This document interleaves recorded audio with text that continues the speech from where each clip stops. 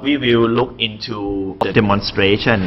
This problem is gonna give you the idea about the member under tension, and this relates to the design procedures. You will see the behavior, and then you have the awareness when you design. Right?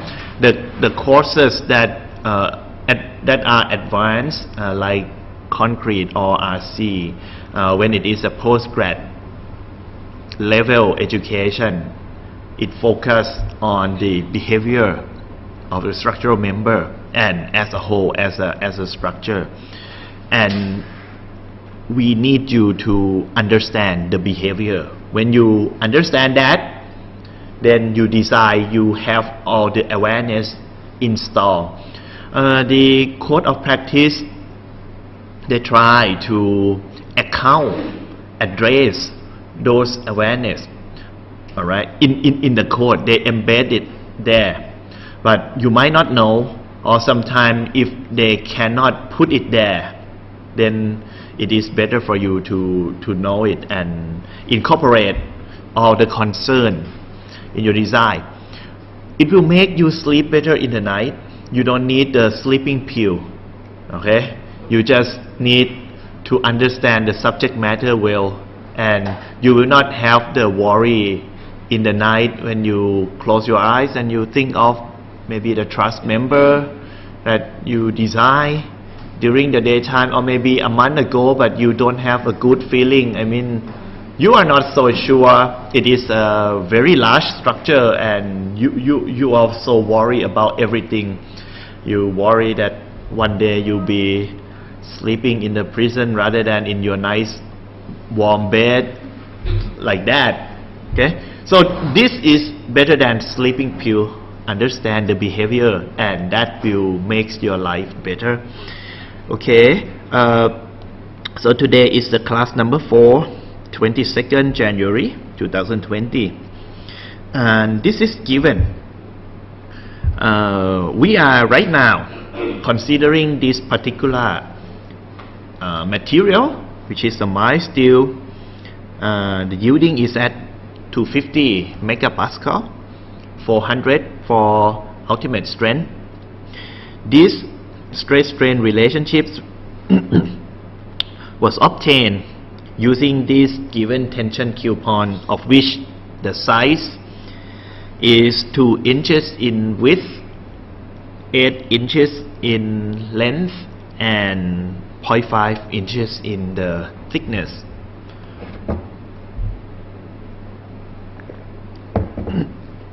So the corresponding strain also reported in the x-axis, that is from the extensometer reading.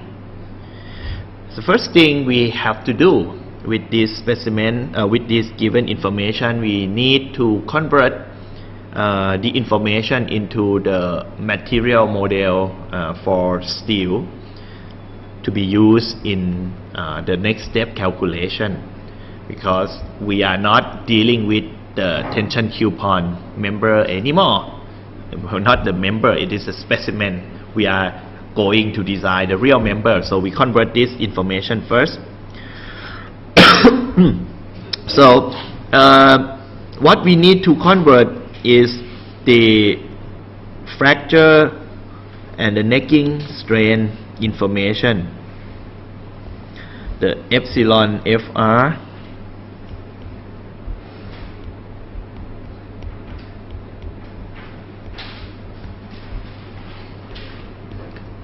fracture strain is equals to 0.2. 0.2 is what?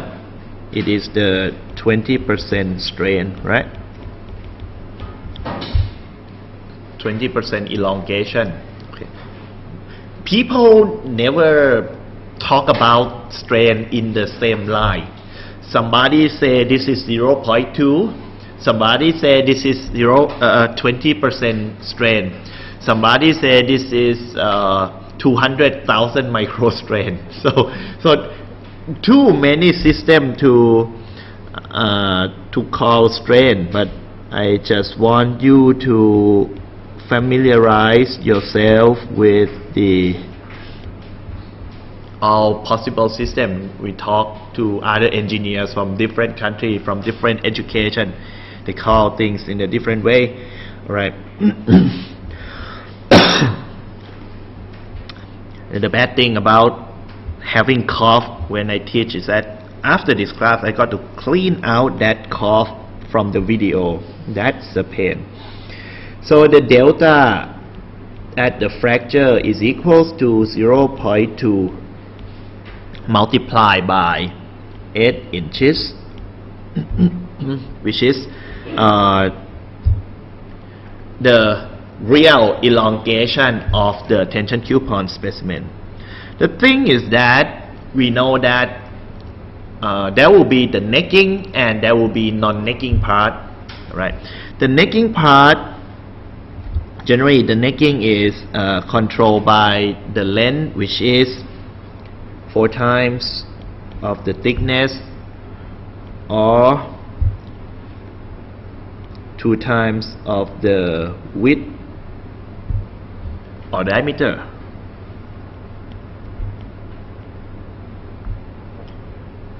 Whichever is smaller.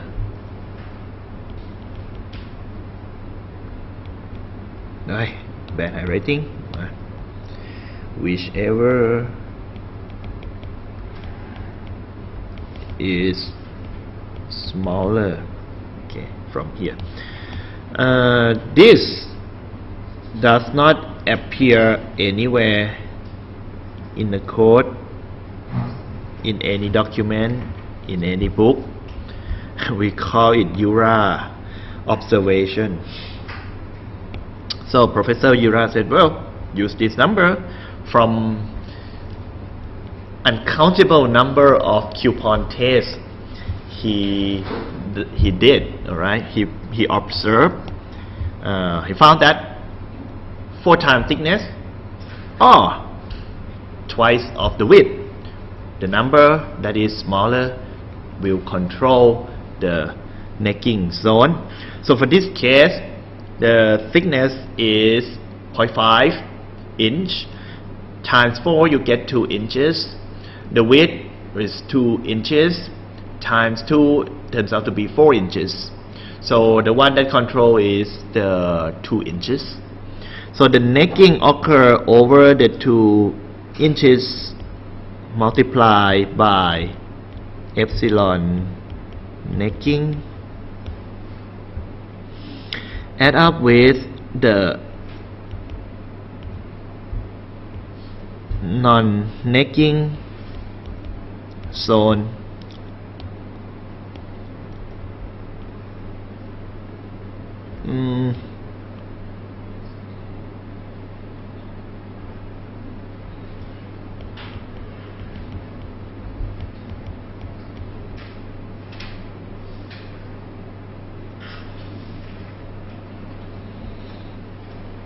should it be non-necking or unnected?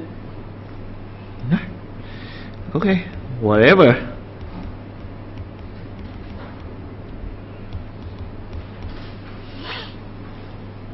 So that is subjected to the ultimate strain only.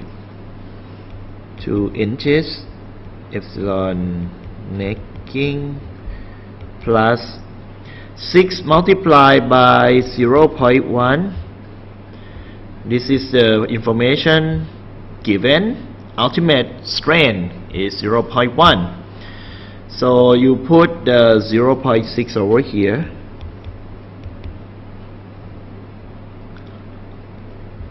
On the left hand side, this part is 1.6 inches.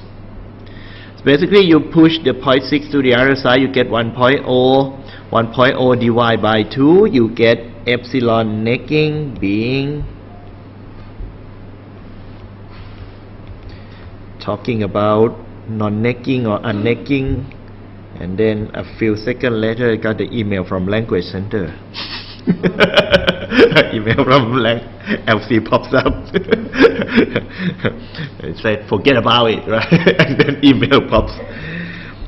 This is equals to 0.5. Okay.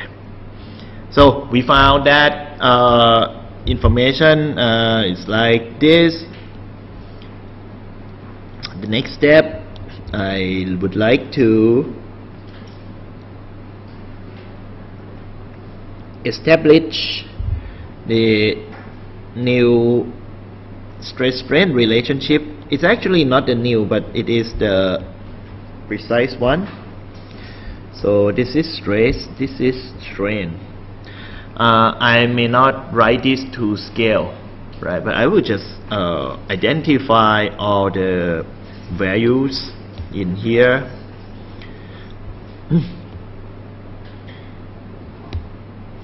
So we start with the first zone,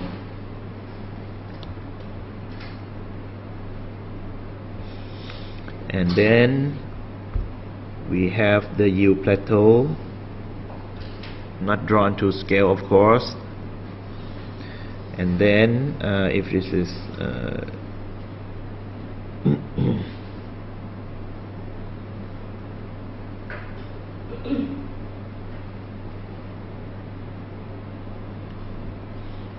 okay, so I'll be taking some thing out from here.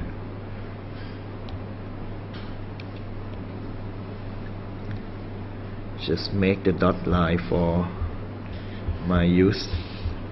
Don't want to waste time in the class making a dotted line.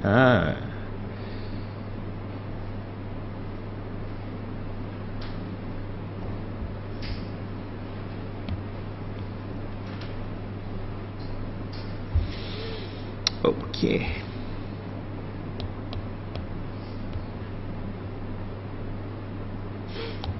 So let's identify the value. This is 250. The unit is MPa. So this is 250. This is 400 MPa. We will put down this point, this point, this point, and finally this point. Again, not to scale.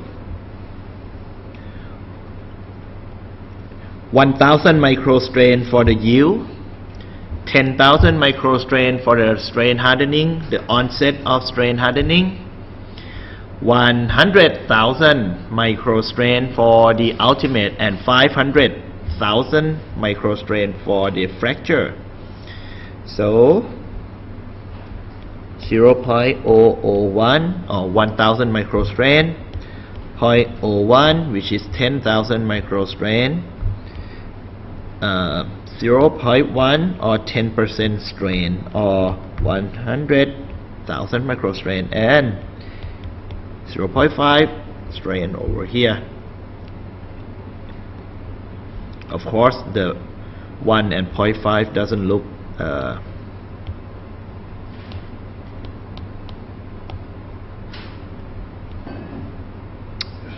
ugly.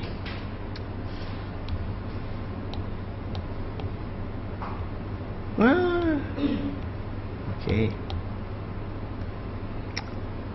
so we see that we shrink the scale. This is the simplified stress-strain relationship model for steel. Simplified for our calculation and for further development to just make our work easy. This zone is simplified to be a straight line. If you have the curve, then it's gonna be messy.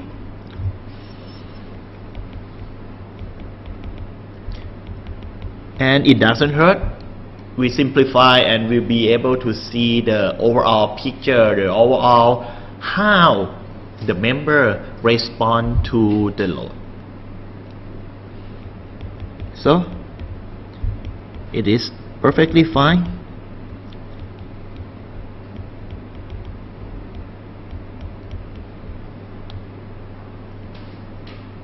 That's it. So we are going to explore into many members. In the tension member, generally you end up with the issue about the connection. How do we connect the member to another member?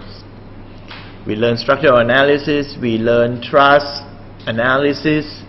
Well, you're gonna have the joint, the hinge, alright. That could be made by the bolting, bolt connection. That could be made by the welding as well. There are possibilities to connect the members. But that connection is gonna cost you the reduction of the area. Bolting, you need to put the bolt holes, right? So your cross section is reduced. Welding, you argue that welding doesn't decrease the cross section, but you'll be ending up with the shear lag issue. This issue is actually shown in the AISC specification. They mention about shear lag. So what is shear lag? So let me give you an example. You have Y flange cross section. The Y flange cross section, it has the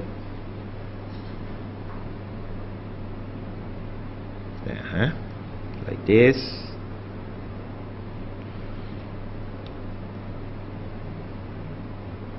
Okay.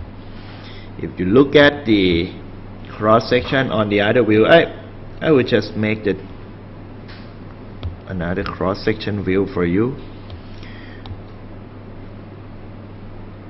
You people may not have good 3D card, render card, so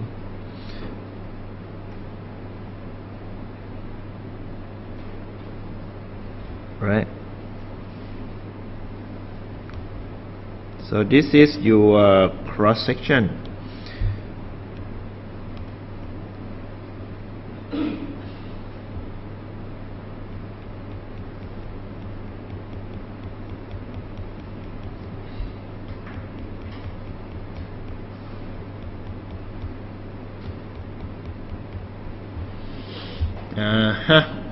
The thing is that at the end it is connected to some other members. So the connection was made by using maybe the plate, which is welding over here.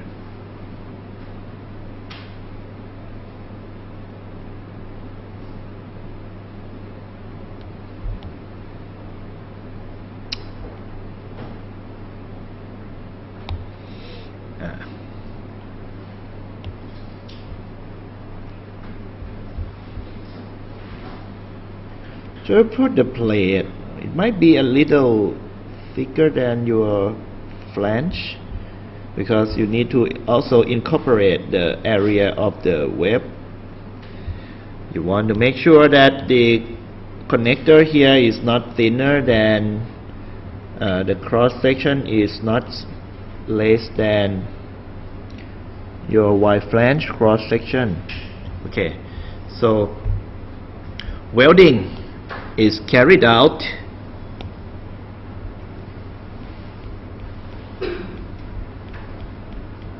along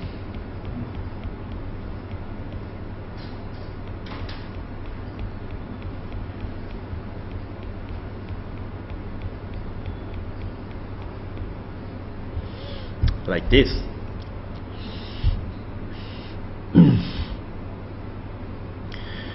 So if we have the AG over there, this is like 0.5 AG, 0.5 AG. Just to ensure that the full capacity will be transferred to the other side.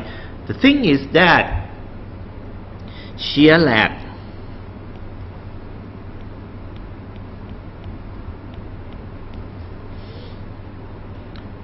is gonna occur because the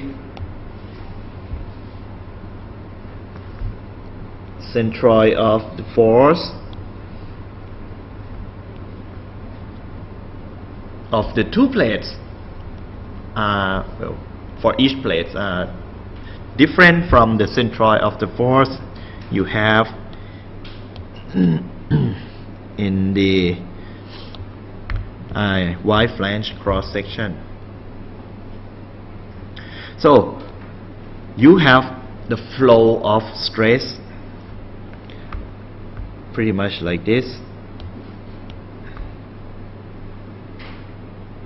Sorry, change the color.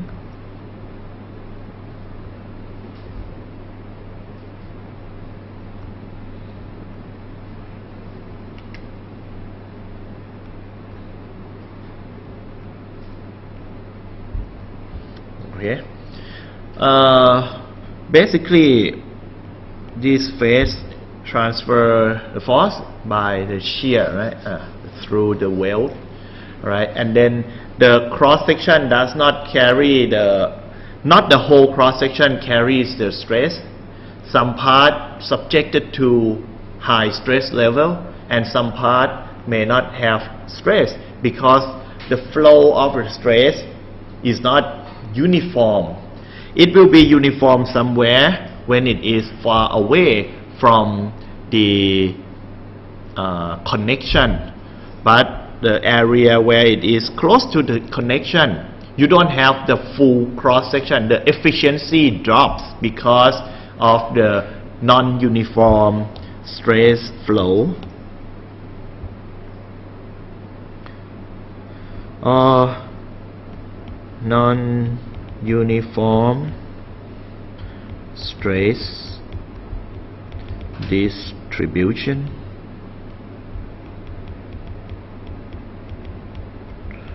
over the cross section.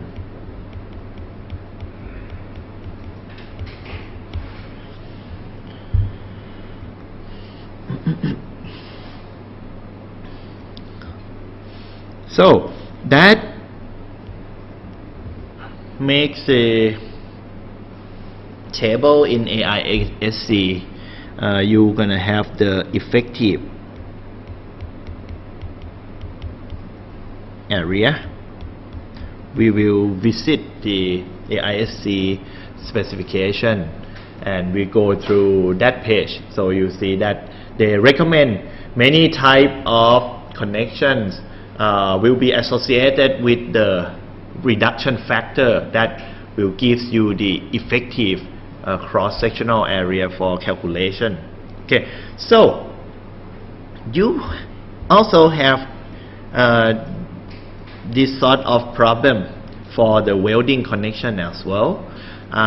So bolting, welding, you'll be ending up with the reduced cross-section. So the thing is that when you design the structure, if you use the very strict criteria for the design of the entire cross section, you see that the area where you put the bolt holes is just a short area, very concentrated zone, and the entire member is without the hole, right? The rest of the member they do not have the hole.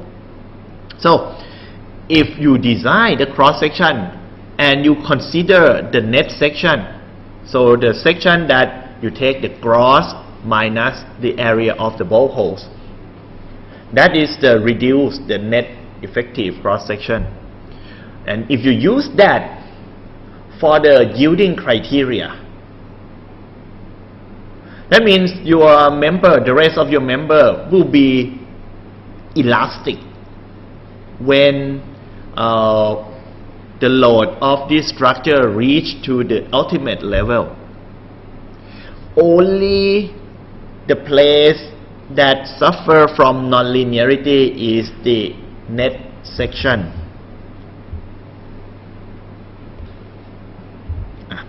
Like this. Okay, I think let's just talk about this thing.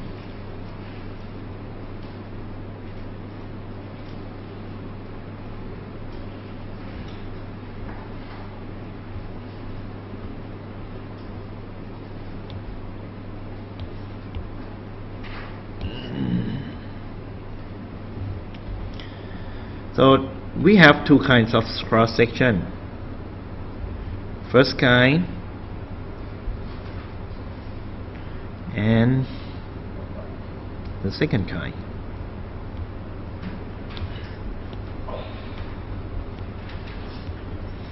This is called a gross.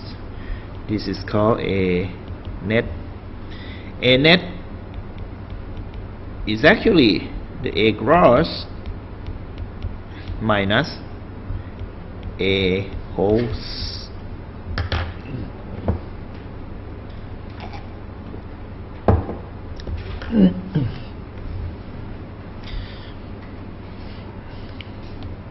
If you get correction from language center, explain that A is the area, not a whole. So whole would supposed to have S in this case. Class number 4. Okay. So what I said was that if you use the criteria that the yielding shall not occur in the net cross section,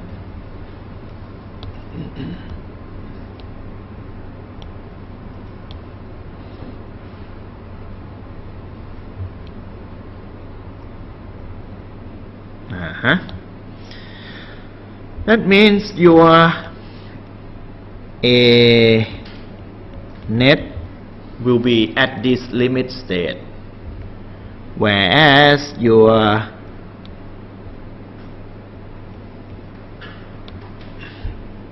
A gross is here. So this is a very ineffective use of material. Cross section is just there. That net cross section is just very small and localized. And you say that if that point yields, then that's the maximum that the member can carry.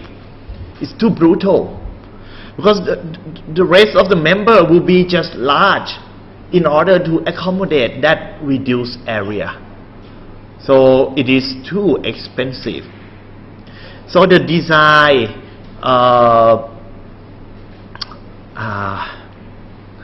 methodology, okay, allows that, well, we do not need to be this strict. The net cross section is very small, and if it yields, we know that the member will not break at the yielding. The member break at the fracture. So what we are worried about the reduced cross section is the breakage, not the yielding. As the whole may take you the length of which is around like maximum 10 centimeters if you include all the holes in a series in the whole member, right? So you take the length of the hole less than 10 centimeters. Less than 10 centimeters, if it is yielded, what happened? It contributes just very less to the overall elongation of the member. But the yielding in the main member, that is the large contribution, because you take the yielding strain, you take the strain at elastic hardening, the onset of elastic hardening, right, after the full plateau yielding, multiplied by the length, which is like 3 meters, 4 meters, okay, depends on the member you design. That makes the significant elongation, but yielding will not make a big one over the A net. So the design of the reduced cross section of for the A net will be based on the fracture, whereas the design of the A cross will be based on the yielding. Right? This is how the code was written. But two things are different in the behavior of the failure. Fracture is detrimental and very sudden. So when the A net breaks, you know that disaster is going to happen. That makes the phi or the strength reduction factor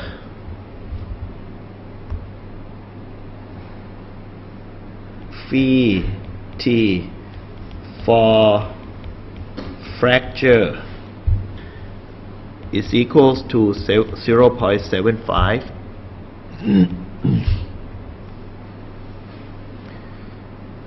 Okay.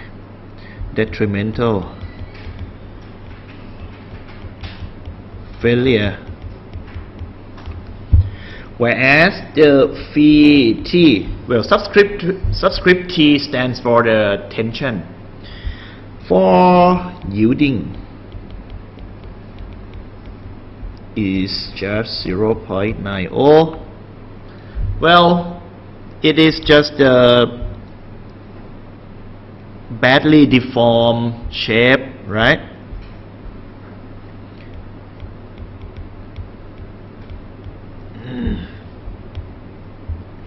So your truss may sag down, might deform, and well, significantly, but it is not going to collapse.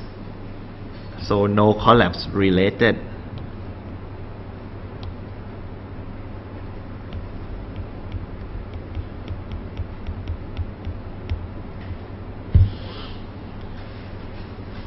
So this is for A net, and this is for A gross.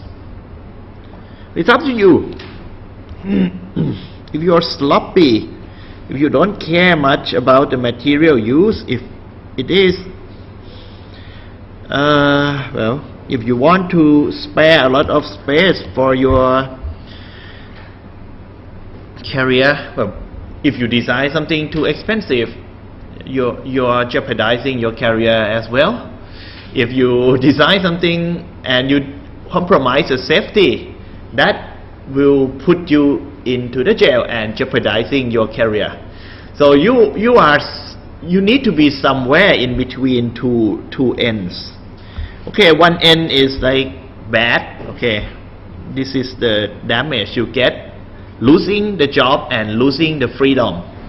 Another end is just losing the job, right? So you want to be here, which is the balance, and this is why we need the engineer, because this is, well, we generally see, okay, the local contractor never run the calculation. Oh, this site will hold, and then it collapsed. Okay, losing everything. And this side, no need to be engineer. It is a local contractor as well.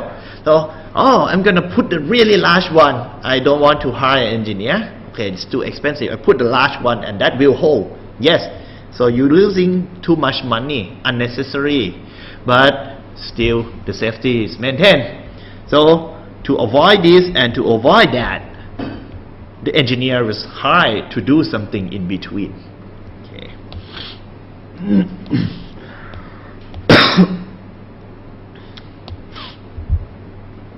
So we are going to take a look at this issue.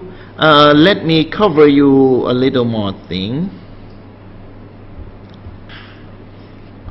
In one member,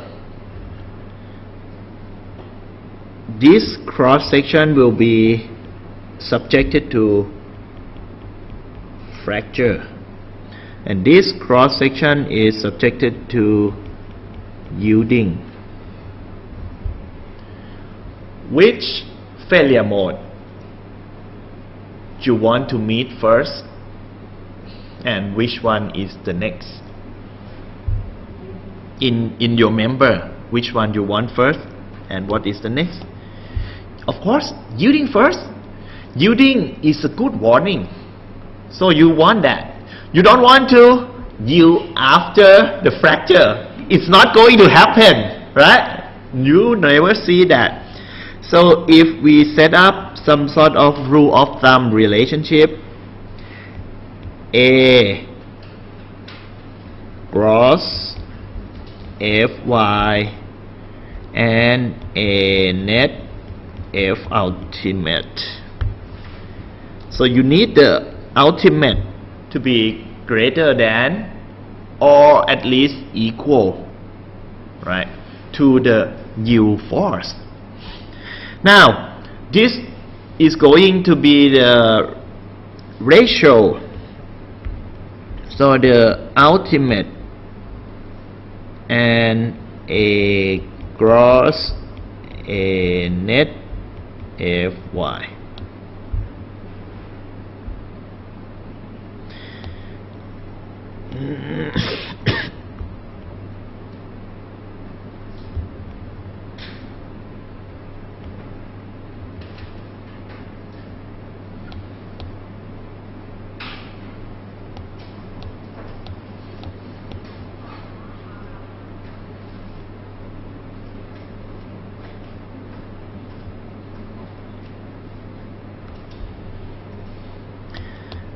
Okay, something you learn here: when you design, make sure that the ratio of the ultimate to the Fy is greater than the Ag to A net.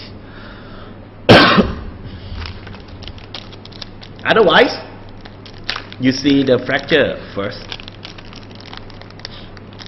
So you receive the testing report, you select the steel subjected to one standard. You go and look up for the ultimate, and you set up this rule of thumb ratio and make sure that your hole, alright, make sure that your hole will not be too much and make the Ag to A net ratio worse than the stress ratio given there. Right? It's just a simple practice, but next you are going to see the difference between the behavior of the cross sections, that some doesn't satisfy this ratio, some satisfy this ratio very nicely, some is just in between, and some is just the member without hole. So we have the A cross only. Okay, so let's start. Yes. What about the connection with the Rivet, rivet? same as both. Rivet doesn't melt and be the same material as the member. Okay, rivet, you just heat it up to red hot level. That still maintain the shape, but it is plastic, and then you just slam it on the other side, so it turns to be the rivet shape. It fits the hole very well. In later class of this course, we will look at the picture of the rivet and the failure of the rivet, and you'll be seeing that you cannot rely on the rivet area for that is not going to help anything on the member cross section. So same as bolt hole. So we'll be running the calculation through these cases, from 0 hole to like very large holes and really many holes. The point is that you're gonna need a lot of connections to transfer the load fully, right, from one side to another. If you want to avoid the reduction of the cross section, then you gotta put many rows of bolt. If you want to concentrate the bolt in just a short area, then you have less number of row. So demonstrate this way. So if you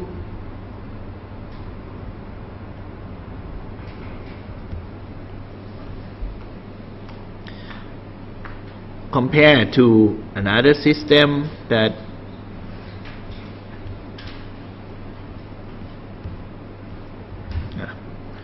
if you want to reduce the number of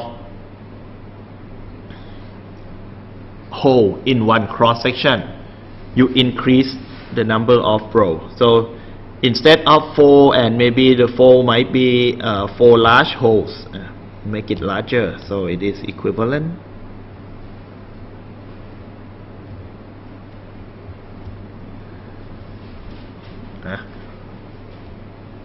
So the equivalency of the area might be this one.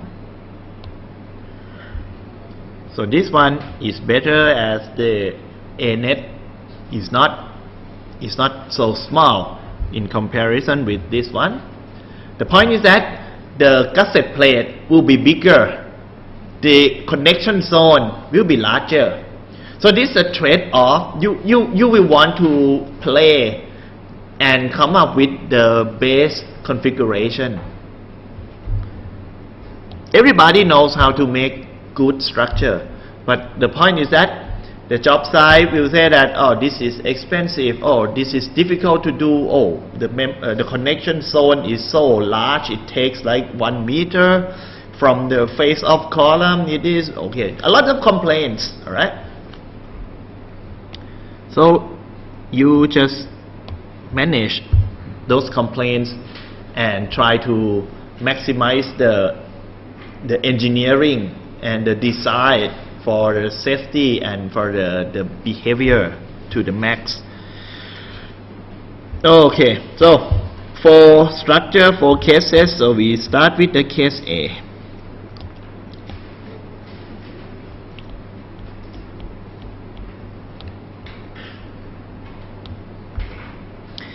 Case A, the cross section, the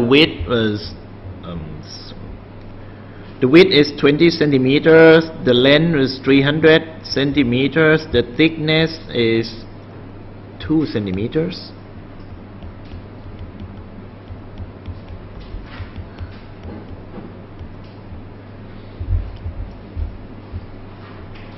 So let's set up the limit states.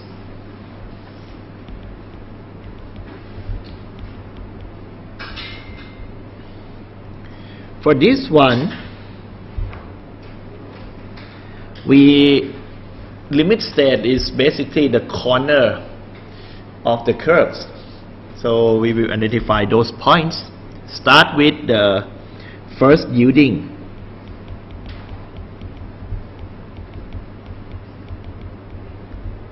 Of A gross.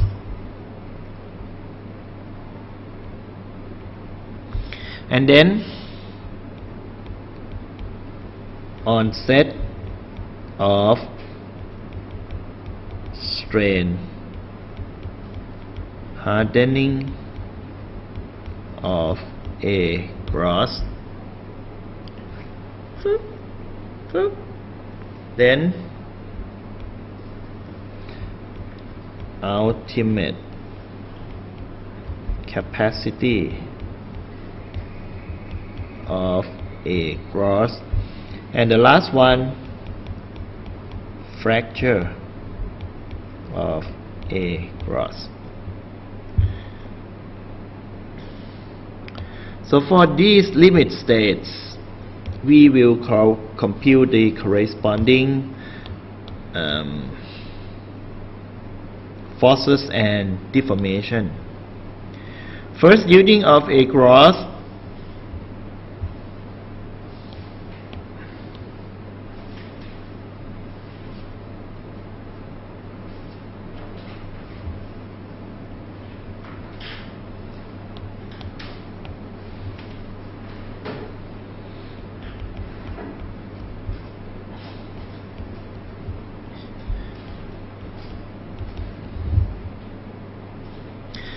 Force is going to be AG times Fy.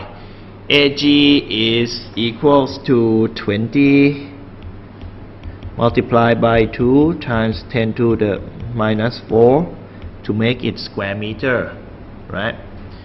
Centimeter is to the minus 2, and then you multiply by 250 mega Pascal, which is mega Newton per square meter. So that is 250 times 10 to the 6, right? Multiply by this whole thing. 10 to the 6 to 10 to the 4 minus 4, you get 100. Alright. Now 100 multiplied by 40, I get 40 and 100. And then 250. Alright, so 1, 2, 3, 4, and then 25 to 4, 100. Then it is what? Newton. Right. If you want to make it to ton force, so cut off 1 and then 3, so it is like around 100 ton force. Okay, so 100 ton force, okay, basically it is 1000 kilonewton.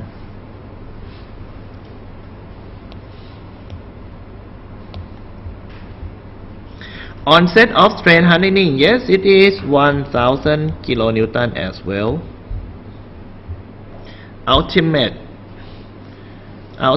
will be this number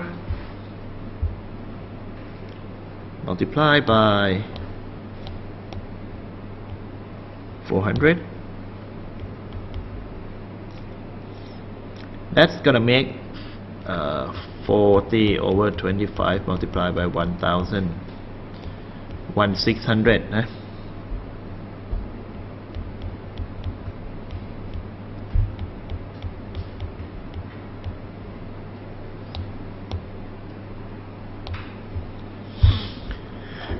Regarding the delta, easy. First, 0.001 multiplied by length, which is 300 cm. So that makes 1, 2, 3, 1, 2, 3. That makes 0.3 centimeters.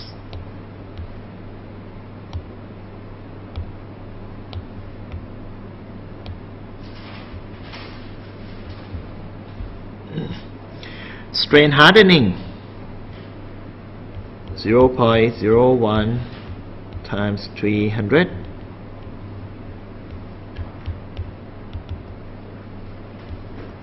centimeter. Ultimate 0.1, 300, 30 centimeters. Fracture, 0.1 multiplied by 300 minus 4 times the thickness, 4 times 2 cm, 8 cm. 2 times of the width, 2 times 20, 40. Whichever is less, so 8 centimeters is less.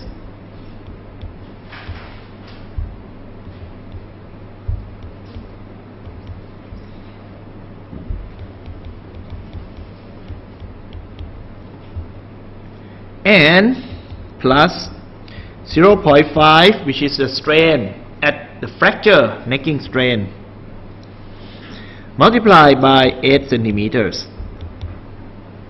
Turns out to be this is 29.2 plus 4. 29.2 plus 4, it is 33.2, right?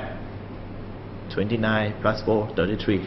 Yeah, 33.2 centimeters. So if you take 0.2 as the strain at fracture obtained from tension coupon test and get that to multiply with 300, you get 60 centimeters total elongation at the failure, which is not going to be there, right? So if someone play the game with you, like put this steel, this piece of steel of this geometry into the huge universal testing machine, alright, and you play some sort of, you bet who stand on the side of this specimen to the highest load will win. It's such a crazy game. And then you compute and I know the fundamental stress strain curves from tension coupon, and I learned that elongation will be 20%. So you know that and on the side of the UTM you see the elongation report, the overall elongation report. So this is a game, people stand around the specimen. You want to win your friend, right? Many people there, and you see the screen. So the screen says that 10 centimeters. Somebody chickens out, okay, just run out. Oh, it's gonna break soon. You stand there, okay, 15 centimeters, 20 centimeters. You know that 20% elongation is gonna hold up to 60 centimeters. So you just stand right next to the specimen, and then it hits 33.2 centimeter and snap and okay. All right, a different, not the Russian roulette, but it is structural engineering roulette. So it will not go that far. So case A done. Let us drop in the number.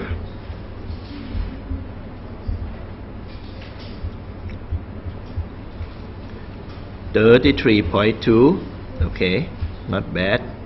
1, 2, 3, and 1,000 and 1,600, right? So we start with the first line. 1,000, 1, 2, 3, 4, 5.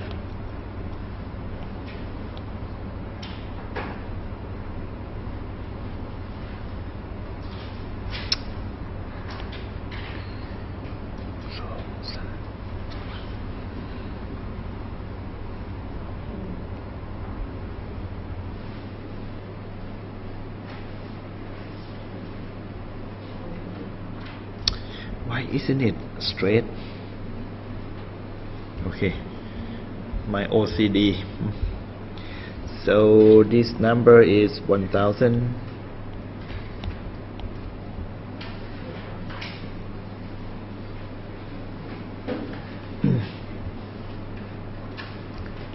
$2,000 force, which is in kilonewton. This is the delta, which is in centimeters.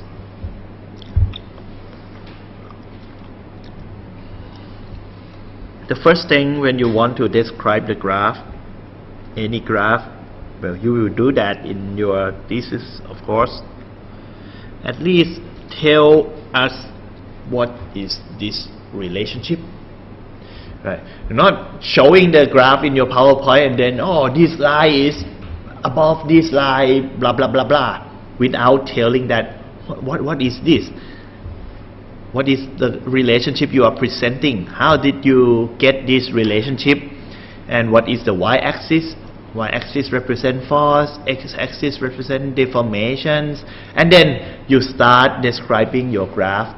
Unless it is like a very basic graph, like, oh, I did stress-strain relationships, then you don't need to talk about y-axis being stress and x being strain. But don't just skip this part. This part is very important when you present the information, especially when you present your thesis proposal and defense. So the first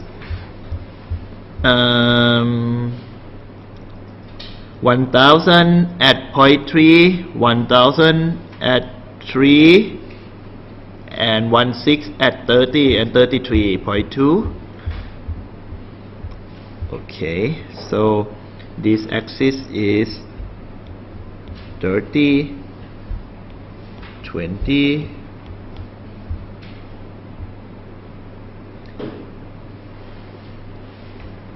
10, 15, 5, where is 3? 3 will be, the scale is difficult. Okay, each of these, 3 will be here. If this is 5, 4, 3, right? 3 is in the middle. And 0.3, this is 2, this is 1, which is in the middle. So 2.5 marks is equal to 1. Then 1 divided by 2.5, you get 0.4. So it is less than 1 mark, should be somewhere there.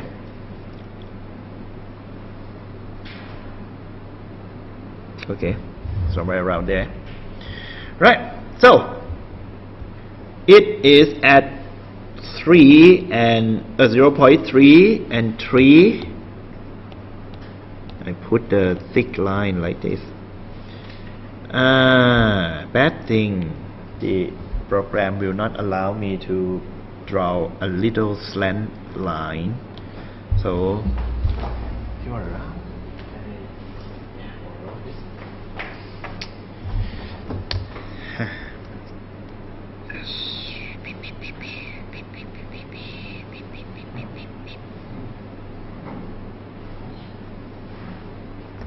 Okay. Thank you. And then I come to here. For now, I clean this line. Delete. Yeah, good.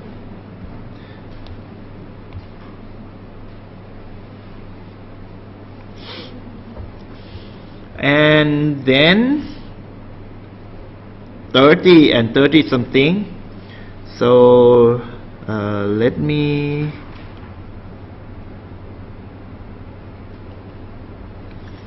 find the 16.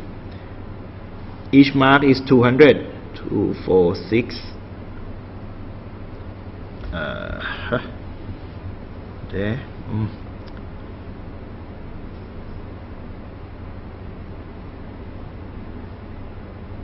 Okay, move up a little bit.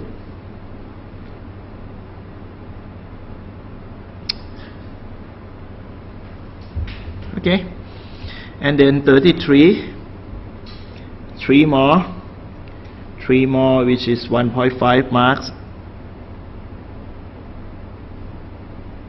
Yeah, that's it. This is case A.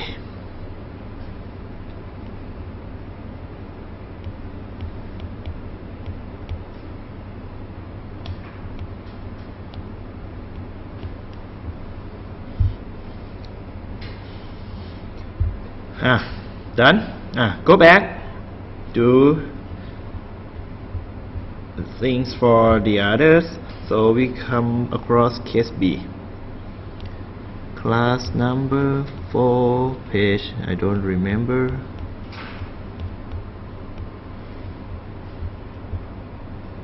Three, 4.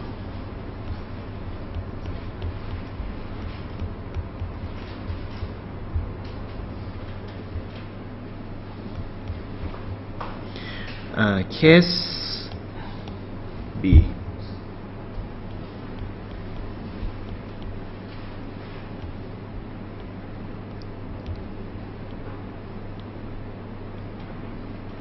You might find that annoying when you see me keep erasing and rewriting things up there. It's just my OCD, so sorry, sometimes I cannot bear that. So limit states.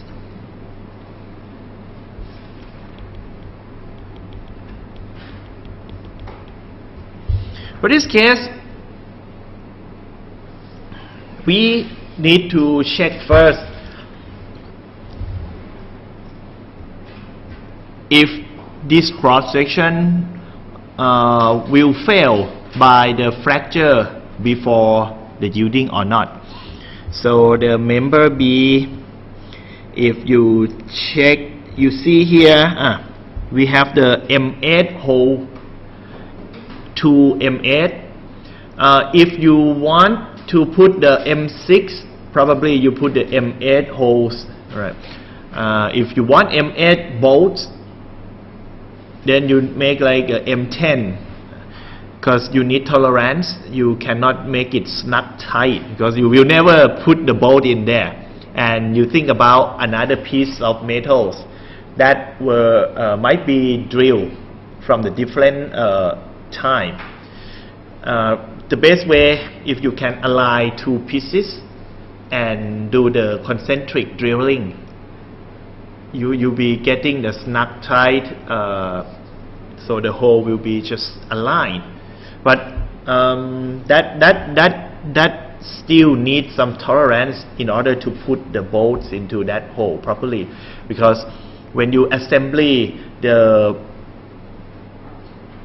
many pieces together, you will have some error accumulate from other places, and then when you want to put the last piece together, then it is like out for like 1 millimeter or so. So tolerance will be used this way, even though you make the holes by concentric drilling, but still you will need tolerance for assembly. If you don't, then you will need special kind of tools, like it is the sweet candy chupa chup, you know this, and then so whatsoever smell like fruit or whatever, that we have the machine that looks like this chupa chup. Okay, so in the business they call it look which is candy in Thai. Okay, they say, oh, use a lot of look okay, to grind out the hole. So this is like an abrasive grinder, and there will be like something like pretty much like a drill. So the motor is in there, and then it spins at a very high speed, 10,000 revolutions per minute, and grind out the hole, enlarge the hole to fit the bolt. Without doing that, then it will not come in. So which is a bad thing to do on a job site, but it might be the only one thing that could be done when you come to the job site and you cannot put it together. The structure, like if you know the launcher for the erection of, it is a temporary structure. So the launcher truss, launching gantry. Well, when you make the segmental box girder structure, you need temporary structure like this to come across the span, 1 pier, 2 pier, and then you have some legs like this, and your launcher is huge truss, spans like 30 meters. Sometimes it is a launcher, sometimes it is a deep beam girder, and then you hang up the segments, align them, because each segment is gonna weigh 70 metric tons. The pier segment could be roughly 90 tons or above 100 tons per piece. So the segment like this, they cast it from the factory. It is a hollow segment. If it is the pier segment, this part will be solid, almost solid. You break some sort of little hole for maintenance. But it is heavy concrete, so it is cast from the factory and then lift up in place and then post tension and lock every single piece together. So launcher is gonna carry like what, 1,000 tons, because you expect like 14-15 pieces of segments in one span. Each piece is like 2 meters in width, so you lift up 2 meter adds up to 30 meters, so roughly 15 pieces or more. So how heavy? If we do just a quick calculation, 100 ton each, then multiply by 15, you have 1,500 tons up there. So the launcher, which is the temporary supports of this, is very large and very sturdy. Why do people use launcher? Why don't they make just the temporary support like this and put the scaffolds like that? It could be done, of course, nothing wrong with that construction technique. The point is that it takes much more time.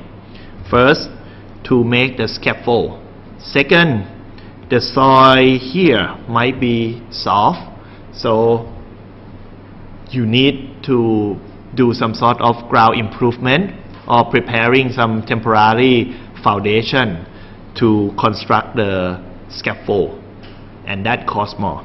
In comparison, if you use the launcher will not be demounted.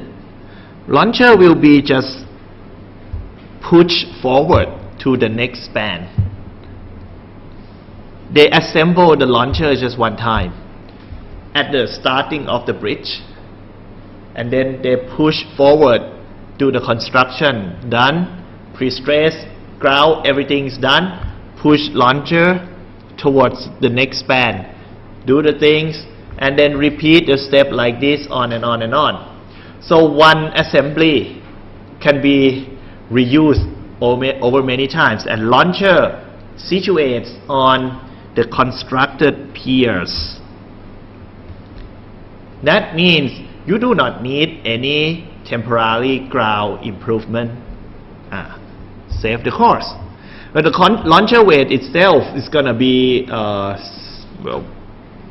several hundred tons. Might not be as heavy as the concrete box girder, but because it is a steel and they make it like truss, so it is very efficient.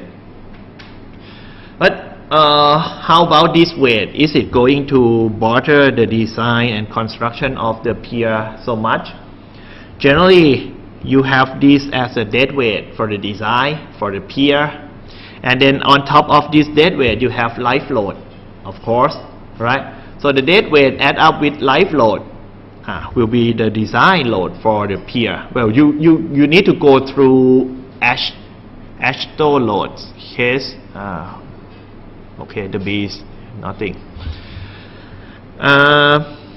So if you have to design for life load, then the launcher load will not be the big adds-on. It might not be as high as the total life load which is prescribed. So this is the very it is the economy way for the construction method of the bridge and elevated way. One launcher, it depends on the size. Well-equipped one could be as expensive as 100 million. The cheap one could be like 30-40 million. The cheap one, generally the cheap construction company, so new guys in the market who enter the markets and wants to do the bridge and road construction. Okay, they buy the used one or the small one. Okay, the expensive one, if you ride along the Pahonyotin road and you see at this time, I think they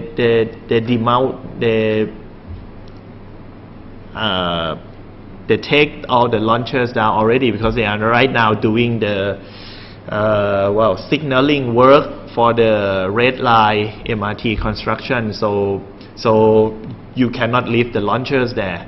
But in the past few years, when the construction was going on, you must see these launchers, the orange launchers.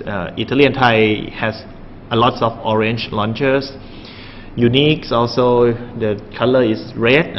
Unique has red launchers.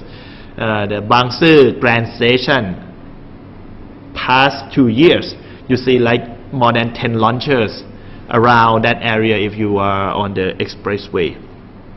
So this is very beautiful, and it weighs a lot, several hundred to 1,000 tons. So in order to move the launchers from one place to the next place, the next span, it is a very risky job, and there are so many protocols.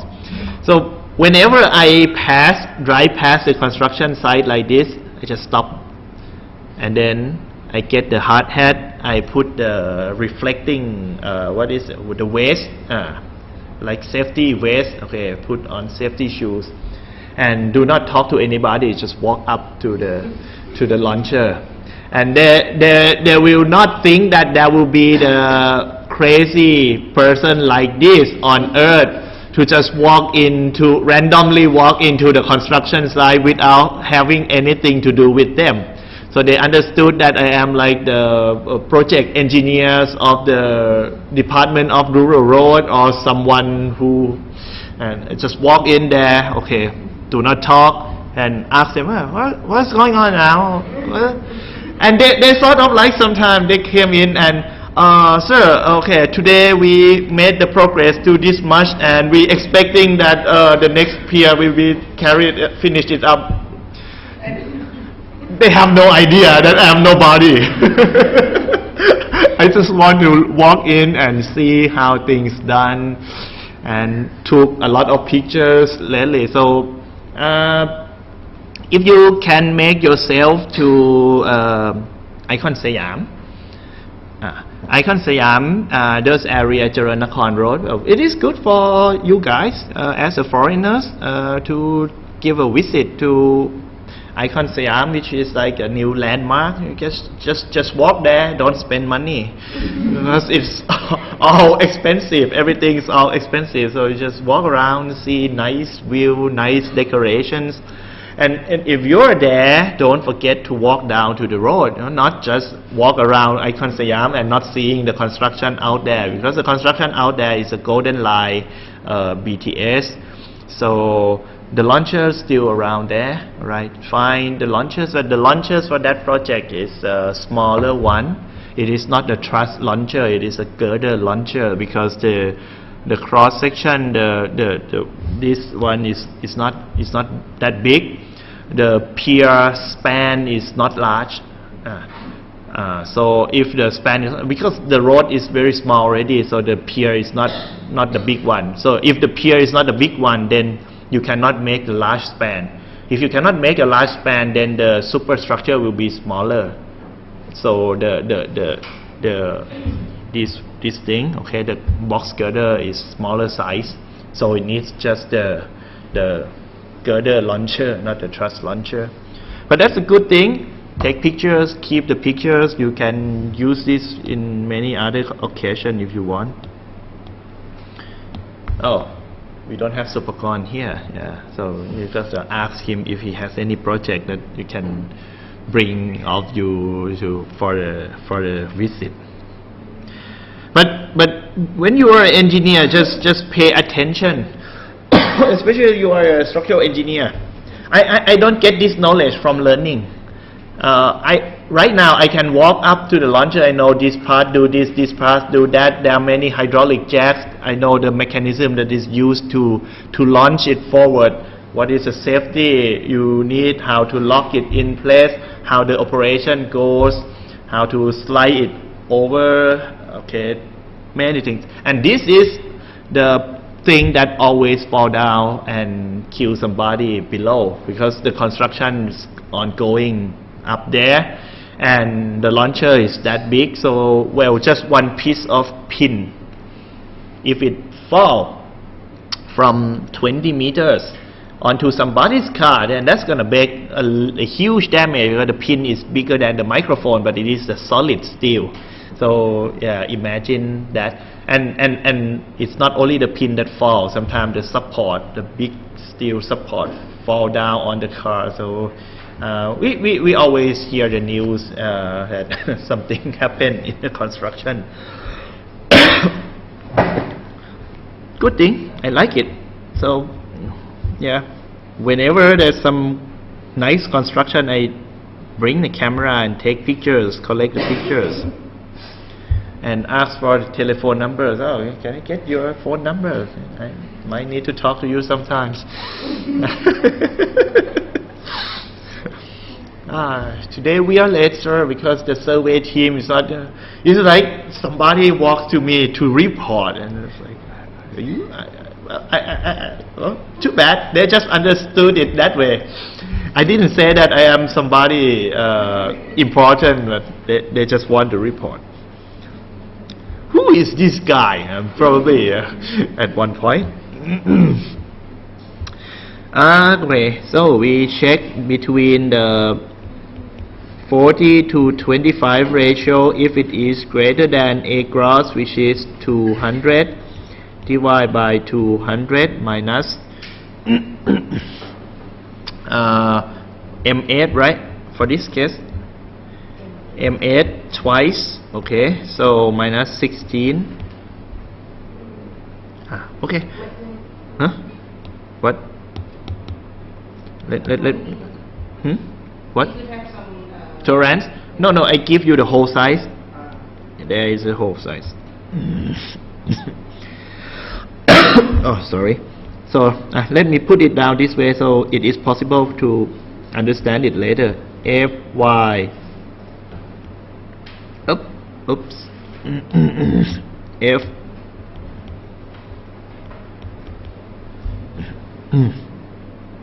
F ultimate over Fy is greater than A gross over A net. If you like that kind of thing that I just mentioned, you got to go to the construction company for the road and the bridge. If you like to do what building design, then okay, that will be the different area, and you cannot be the expertise in both area in one person generally.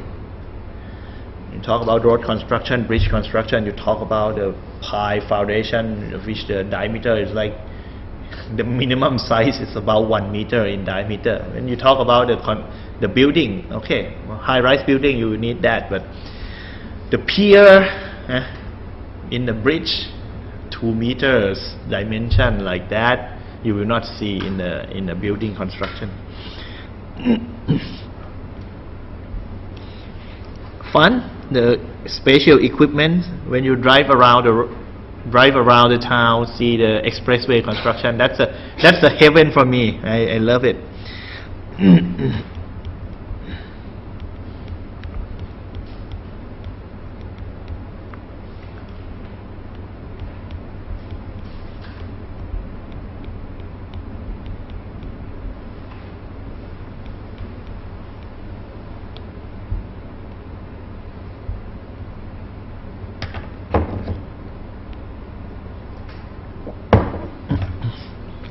So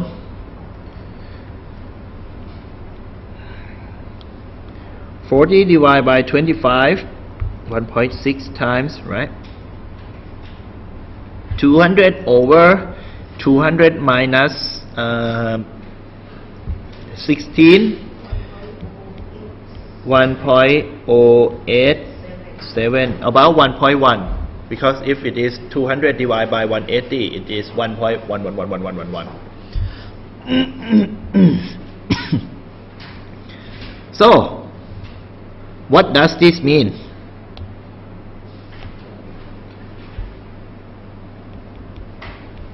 Fracture over a net comes after yielding of a gross. Right. Many times this is something the engineers cannot explain.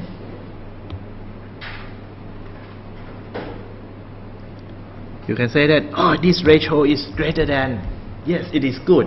So how good is it? Yeah, it is good. So basically, in the normal language, fracture come after, okay, the yielding. So that makes it possible for us to say something here.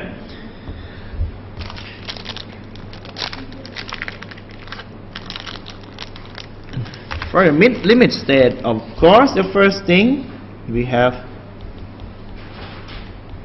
yielding of a net. After the yielding of a net, you have strain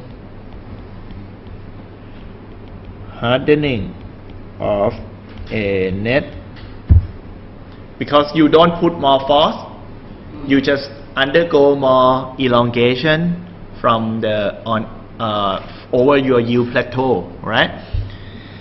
And the next step, as we learned that it's going to yield over the gross, yield over the gross section before the fracture of the A net.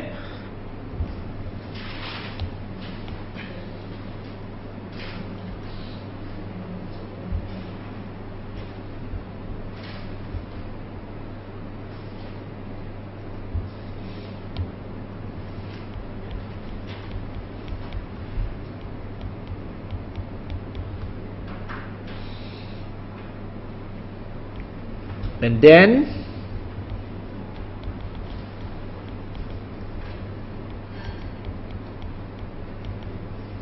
ultimate strength of a net and fracture of a net. So start from 0, and then we proceed through all these 6 limit states.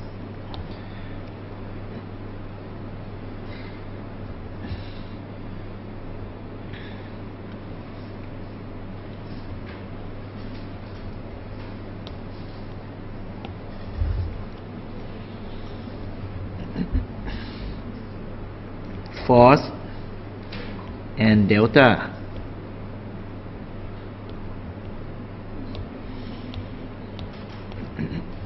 Yielding of the A net, 200 minus 16 turns out to be 184.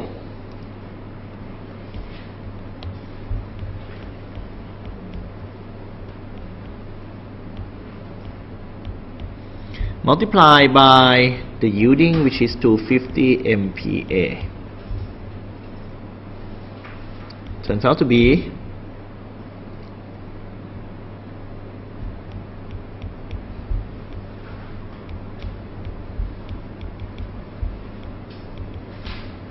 sorry, not this one.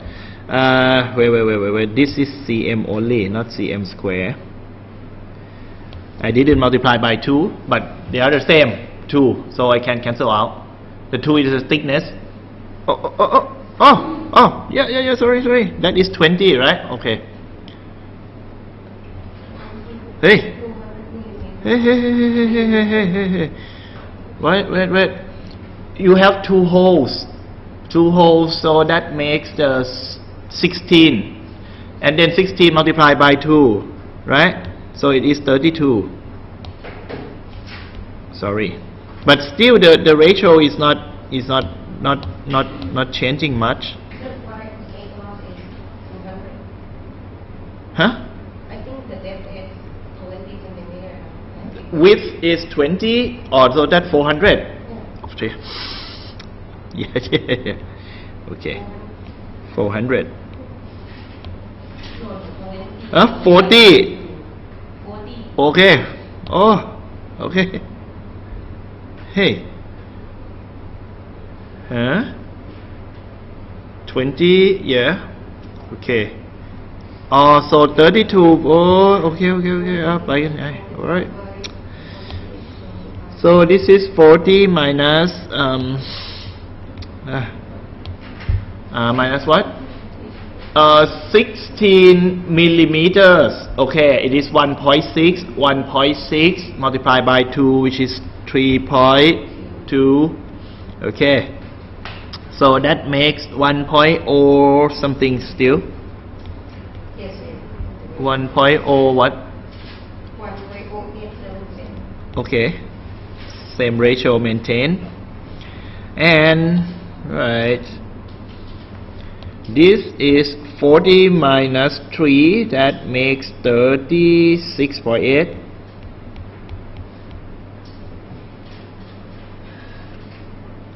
Right.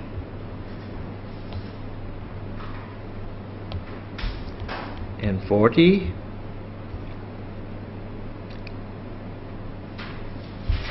For the 40, we have 1,000 kilonewton. So what is that? 38.8 multiplied by 250.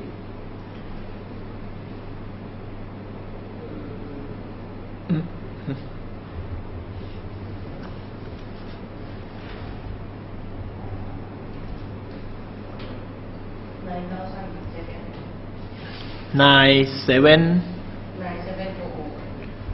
970. Huh?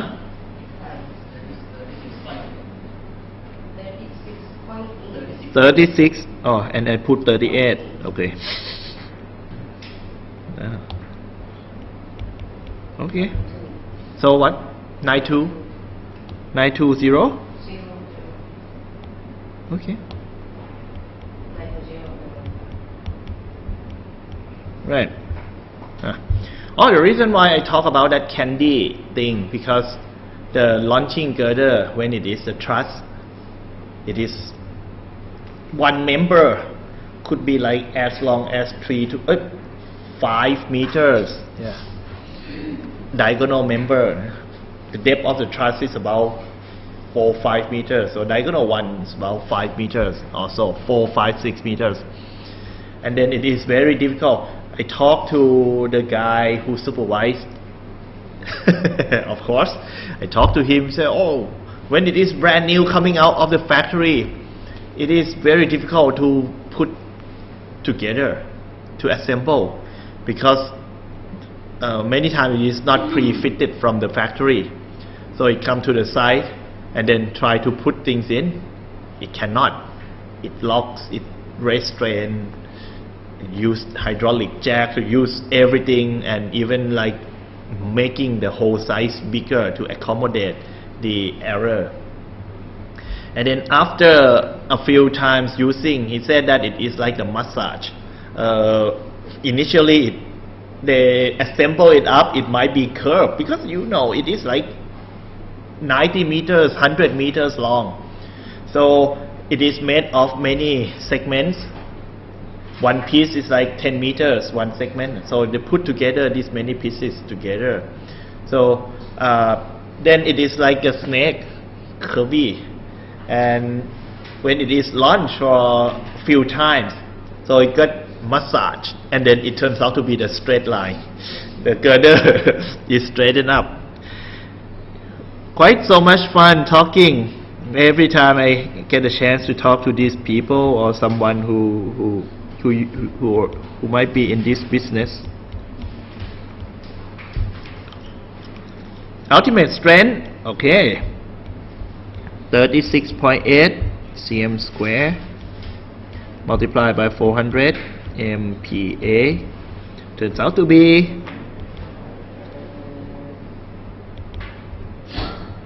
15,440.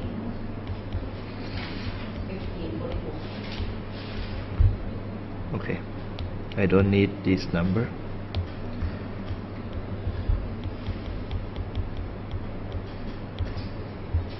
Force is easy.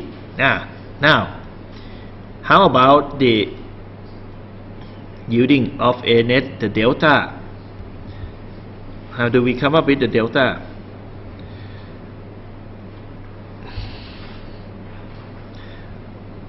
The delta here, first of all, over the cross section of the A net. Over the A net cross section, I know that it is the circular shape, so if you cut here, you cut here, you cut here, you don't get the same width. Just simplify. Our life is hard enough already, so simplify it like the square, right? So you have the constant cross section no matter where you take a cut. If you want to do more elaborate calculation, you can integrate, right? Be my guest if you want to. I will not do it that way. I want to learn still. I don't want to learn whatsoever you want to call differential equation. You don't want to learn mathematics here, right? So number here will be good enough. So the length that suffer from the yielding is equal to this length and this length, right? So you have 8 plus 8 turns out to be 16 millimeters.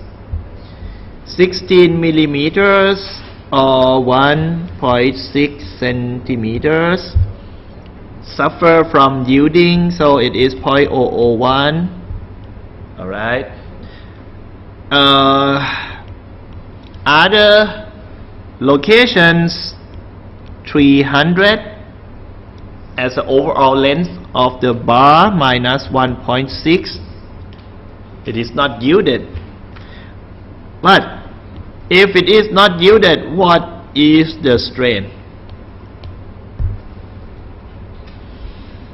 0.001 multiplied by the ratio of 36.8 divided by 40.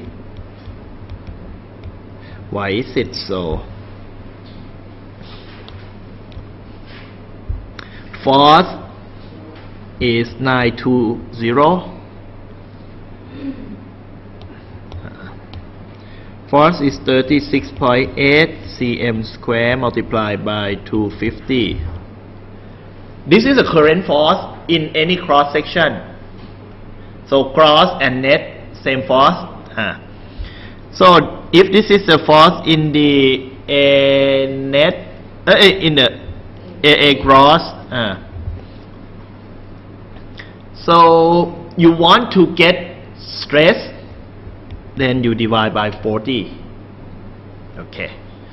And if you divide by 40, you get this is stress, right? It is linear relationship with strain.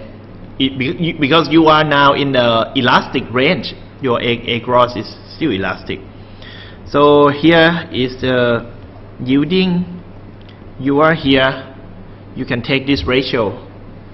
So the ratio of stress to the ratio of strain. So you want to know how much compare to the Fy. So you divide by Fy. in the circle is your stress in A gross. You divide the force, sorry, in the circle is the force in the A gross. Divide by area, you get stress in A gross. You want to get the ratio of stress in A gross compared to the yield stress, you divide by Fy. So you get the 250 divide Q soft. Then this is the ratio, compare the strain ratio. So strain to strain yield is equals to the 36.8 divided by 40. So if you want to get strain, then it is 36.8 divided by 40 multiplied by 0.001, right? Which is down here. Okay, I'll clean it out. It's in the video anyway, so don't worry, you can go quick. And the number is